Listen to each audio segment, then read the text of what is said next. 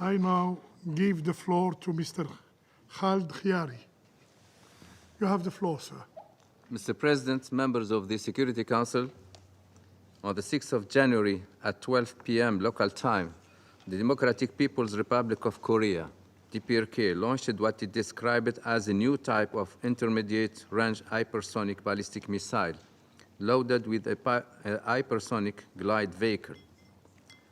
According to the DPRK official statement, the missile flew in line with its predetermined flight trajectory at a speed amounting to 12 times the speed of sound and landed in the open sea.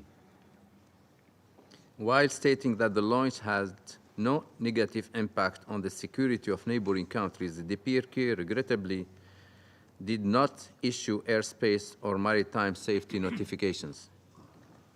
The statement reported that the system can, quote, deal a serious military strike to a rival by effectively breaking any of its dense defensive barrier, unquote. Hypersonic glide vehicles travel at least 5 times the speed of sound and make evasive maneuvers, making defense measures against the weapon much more difficult. Mr. President, the launch of yet another ballistic missile by the DPRK is of serious concern. This was the fourth launch of an intermediate-range ballistic missile since the beginning of 2024. In this same time period, the DPRK has also launched one intercontinental ballistic missile and multiple short-range ballistic missiles. It also attempted to launch a military reconnaissance satellite. In addition, the display of an undeclared enrichment facility in Gangsan and the ongoing commissioning of the light water reactor at Pyongyang are clear violations of Security Council resolutions, as are the continued launches of missiles using ballistic missile technology.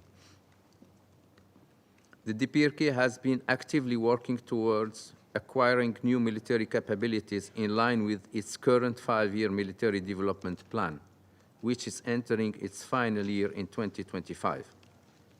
The plan has called for the development of what the DPRK calls tactical nuclear weapons, super large nuclear warheads, various intermediate and long-range ballistic missile capabilities, military reconnaissance satellites, and the nuclear submarine, among others. In late December, at its end-of-year plenary session, the DPRK emphasized that 2025 should see the successful completion of the 5-year plan. Mr. President, the DPRK's persistent pursuit of its nuclear and ballistic missile programs continues to undermine the global nuclear disarmament and non-proliferation regime. It also escalates tensions and contributes to the further isolation of the DPRK from the international community. We continue our calls to the DPRK to fully comply with its international obligations. Mr. President, as we enter 2025, amidst growing challenges to global peace and security, it is imperative to ease tensions on the Korean Peninsula. The Secretary General has consistently called for de-escalation and the urgent resumption of talks. Diplomatic engagement remains the only pathway to sustainable peace and the complete and verifiable denuclearization of the Korean Peninsula. In this respect, we welcome offers to engage in dialogue with the DPRK without preconditions. The Council must also remain attentive to the humanitarian situation in the DPRK. We reiterate the call on the DPRK to expedite the return of the UN country team and the international community to strengthen support for its people and advance the 2030 agenda. شكرا سيد الرئيس.